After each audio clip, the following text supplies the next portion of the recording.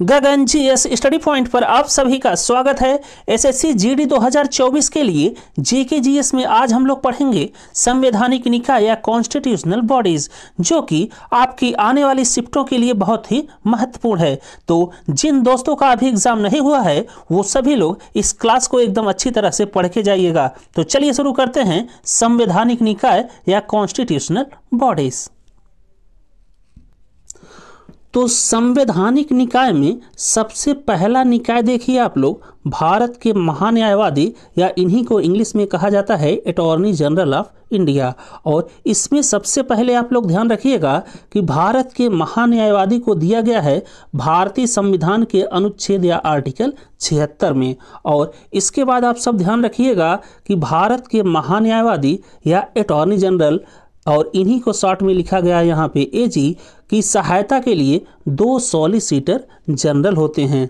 और इसके बाद आप सब ध्यान रखिएगा कि अटॉर्नी जनरल राष्ट्रपति महोदय के द्वारा नियुक्त किए जा सकते हैं और राष्ट्रपति के द्वारा ही हटाए जा सकते हैं। और अटॉर्नी जनरल या भारत के जो महान्यायवादी होते हैं वो राष्ट्रपति महोदय को अपना इस्तीफा भी दे सकते हैं।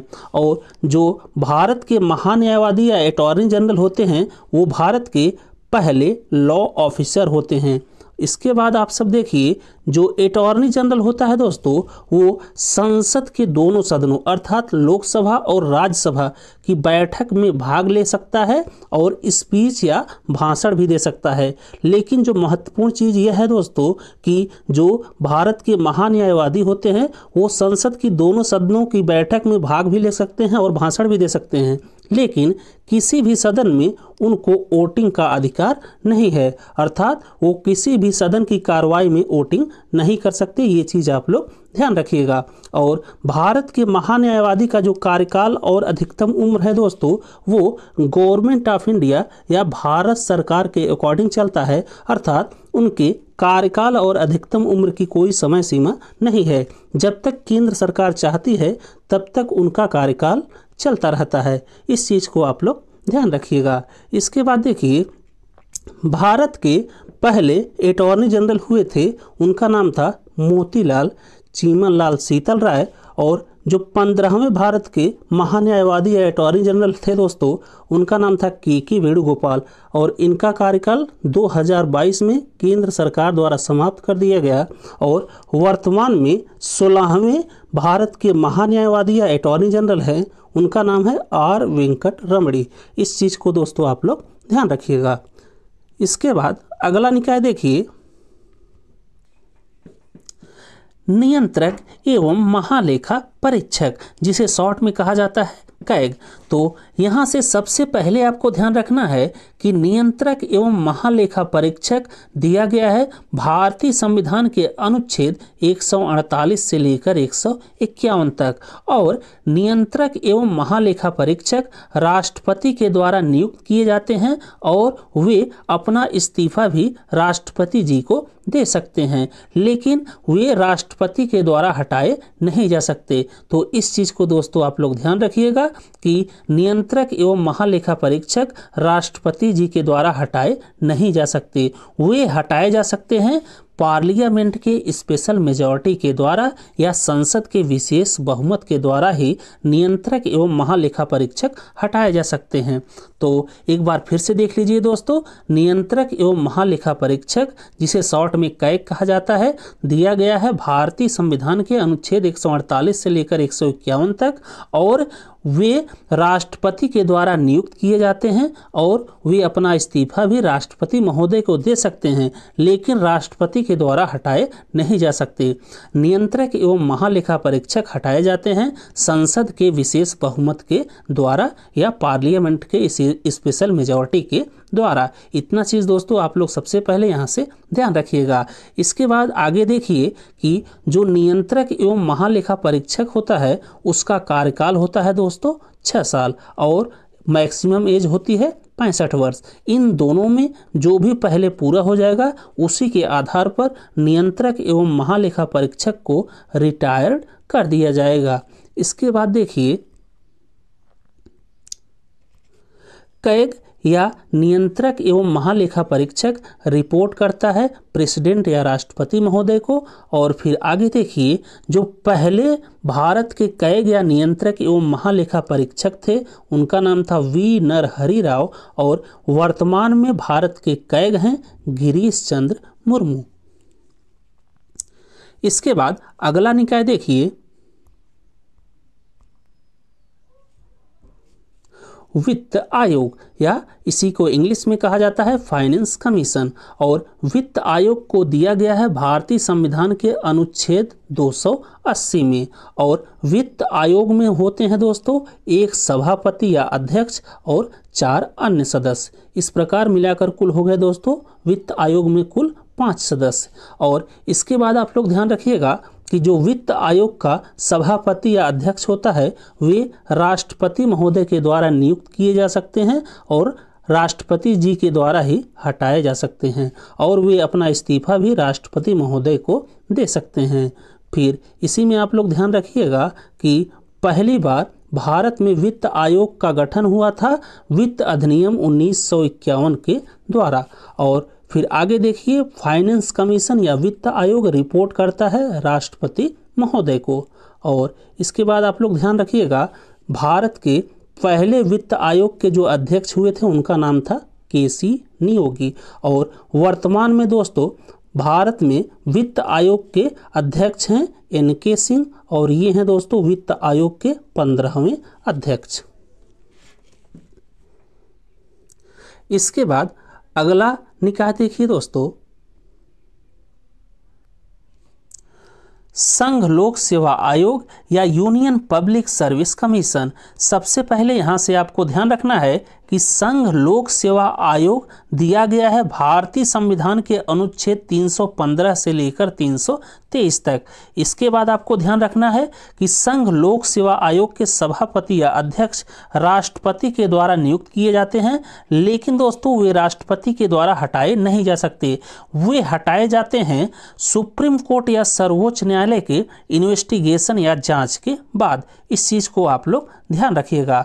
फिर आगे आपको ध्यान रखना है कि संघ लोक सेवा आयोग के जो अध्यक्ष होते हैं उनका कार्यकाल होता है 6 साल, या तो अधिकतम उम्र होती है दोस्तों 65 वर्ष। इन दोनों में जो पहले पूरा हो जाएगा उसी के अकॉर्डिंग वो रिटायर्ड कर दिए जाएंगे। इस चीज़ को आप लोग ध्यान रखिएगा। और वर्तमान में संघ लोक सेवा आयोग या यूपीएससी के अध्यक्ष हैं डॉक्टर मनोज सोनी। इसके बाद अगला निकाय देखिए, चुनाव आयोग, या इसी को इंग्लिश में कहा जाता है इलेक्शन कमीशन। और यहाँ से आपको सबसे पहले ध्यान रखना है कि चुनाव आयोग को दिया गया है भारतीय संविधान के अनुच्छेद 324 से लेकर 329 तक। और जो मुख्य चुनाव आयुक्त होते हैं वो राष्ट्रपति के द्वारा नियुक्त किए जाते हैं, लेकिन राष्ट्रपति के द्वारा हटाए नहीं जा सकते। वो हटाए जा सकते हैं संसद के विशेष बहुमत के द्वारा। इसके बाद अगला चीज़ देखिए कि जो चीफ इलेक्शन कमीशन या मुख्य चुनाव आयुक्त होते हैं उनका भी कार्यकाल होता है 6 वर्ष, या तो अधिकतम उम्र होनी चाहिए 65 वर्ष। इन दोनों में जो पहले पूरा हो जाएगा उसी के अकॉर्डिंग वो रिटायर्ड कर दिए जाएंगे। और जो मुख्य चुनाव आयुक्त या इलेक्शन कमीशन होता है भारत का, वो चुनाव कराता है राष्ट्रपति का, उपराष्ट्रपति का, सांसदों का और विधायकों का। इसके बाद आपको ध्यान रखना है कि भारत के पहले मुख्य चुनाव आयुक्त थे सुकुमार सेन, और वर्तमान में 25वें मुख्य चुनाव आयुक्त हैं राजीव कुमार। और फिर नोट्स में आप लोग ध्यान रखिएगा कि भारत की पहली महिला मुख्य चुनाव आयुक्त थी वीएस रमा देवी, जो कि थी दोस्तों 1990 में भारत की मुख्य चुनाव आयुक्त या चीफ इलेक्शन कमिश्नर। और इसी में अगला चीज़ आपको ध्यान रखना है, कैग, यूपीएससी और इलेक्शन कमीशन, इन तीनों की दोस्तों जो मैक्सिमम एज है और जो टर्म या कार्यकाल है वो बराबर है। वो दोनों है दोस्तों, जो कि यहाँ पर हो गया टर्म वो है दोस्तों 6 साल, और जो मैक्सिमम एज है वो है 65 वर्ष। इस चीज़ को आप लोग ध्यान रखिएगा। इसके बाद अगला निकाय देखिए, इंटर स्टेट काउंसिल या अंतर्राज्यीय परिषद। और सबसे पहले आपको यहाँ से ध्यान रखना है कि अंतर्राज्यीय परिषद या इंटर स्टेट काउंसिल दी गई है भारतीय संविधान के अनुच्छेद 263 में। और अंतर्राज्यीय परिषद या इंटर स्टेट काउंसिल का भारत में गठन हुआ था पहली बार 1990 में। और अंतर्राज्यीय परिषद के पहले अध्यक्ष थे दोस्तों उस समय के भारत के तत्कालिक प्रधानमंत्री वीपी सिंह जी। तो वीपी सिंह जी अंतर्राज्यीय परिषद या इंटर स्टेट काउंसिल के पहले अध्यक्ष थे, ये चीज़ आप लोग ध्यान रखना। और इसके बाद आप लोग ध्यान रखिएगा कि जो इंटर स्टेट काउंसिल या अंतर्राज्यीय परिषद होता है इसके अध्यक्ष होते हैं जो भारत के वर्तमान के प्रधानमंत्री रहेंगे वो। तो जब इसका गठन हुआ था 1990 में तब भारत के प्रधानमंत्री थे वीपी सिंह। तो वीपी सिंह हो गए अंतर्राज्यीय परिषद के पहले अध्यक्ष और वर्तमान में अंतर्राज्यीय परिषद के अध्यक्ष होंगे मोदी जी। ये चीज़ आप लोग ध्यान रखिएगा। इसके अन्य सदस्य या मेंबर होते हैं CM of state, CM of UT या यूनियन टेरिटरी, एडमिनिस्ट्रेटर और गवर्नर भी इसका सदस्य होगा जब किसी राज्य या केंद्र शासित प्रदेश में प्रेसिडेंट रूल लगेगा तब अंतर्राज्यीय परिषद या इंटर स्टेट काउंसिल का सदस्य गवर्नर भी होगा। इस चीज़ को आप लोग ध्यान रखिएगा। इसके बाद देखिए गैर संवैधानिक निकाय या एक्स्ट्रा कॉन्स्टिट्यूशनल बॉडीज। और इसमें सबसे पहला निकाय देखिए दोस्तों आप लोग योजना आयोग या प्लानिंग कमीशन। और यहाँ से आपको ध्यान रखना है कि योजना आयोग का भारत में गठन हुआ था 15 मार्च 1950 को। और योजना आयोग के पहले उपसभापति हुए थे दोस्तों गुलजारी लाल नंदा। और योजना आयोग के जो अध्यक्ष होते हैं वो होते थे दोस्तों जो भारत के तत्कालिक प्राइम मिनिस्टर या पीएम रहेंगे वो। तो इस चीज़ को आप लोग ध्यान रखिएगा कि योजना आयोग या प्लानिंग कमीशन का गठन हुआ था भारत में 15 मार्च 1950 को। और इसके पहले उपसभापति थे गुलजारी लाल नंदा।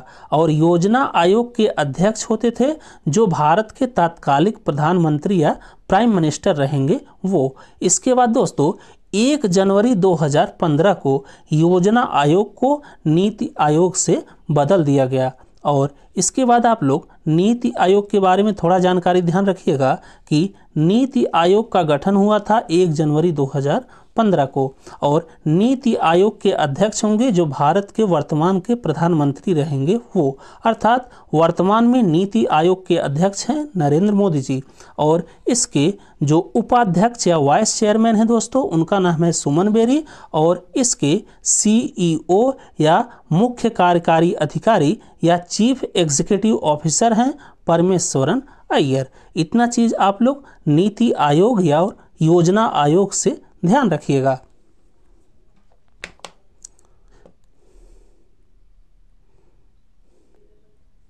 इसके बाद देखिए राष्ट्रीय विकास परिषद या इसी को कहा जाता है नेशनल डेवलपमेंट काउंसिल या इसी को शॉर्ट में कहा गया एनडीसी। और यहाँ से आपको ध्यान रखना है कि राष्ट्रीय विकास परिषद की स्थापना हुई थी भारत में 6 अगस्त 1952 को। और इसके अध्यक्ष होते हैं जो वर्तमान में भारत के प्रधानमंत्री या प्राइम मिनिस्टर रहेंगे वो। तो वर्तमान में राष्ट्रीय विकास परिषद के अध्यक्ष हैं मोदी जी। ये चीज़ आप लोग ध्यान रखिएगा। और इसके अन्य सदस्य होंगे दोस्तों जो केंद्रीय मंत्री रहेंगे वो, मुख्यमंत्री रहेंगे वो, और जो यूटी या यूनियन टेरिटरी के एडमिनिस्ट्रेटर रहेंगे वो राष्ट्रीय विकास परिषद के अन्य सदस्य रहेंगे। इस चीज़ को आप लोग ध्यान रखिएगा।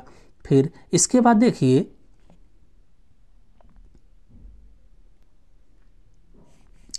जोनल काउंसिल या क्षेत्रीय परिषद। और जोनल काउंसिल से आप सब ध्यान रखिएगा सबसे पहले कि इसकी स्थापना हुई थी 1956 में। और इसके अध्यक्ष होते हैं जो वर्तमान के भारत के केंद्रीय गृह मंत्री रहेंगे वो। अर्थात जोनल काउंसिल या क्षेत्रीय परिषद के अध्यक्ष होंगे अमित शाह जी जो कि भारत के वर्तमान के केंद्रीय गृह मंत्री हैं। इस चीज़ को आप लोग ध्यान रखिएगा। और इसके बाद अगला आपको ध्यान रखना है राष्ट्रीय एकता परिषद या इसी को कहा जाता है नेशनल इंटीग्रेशन काउंसिल।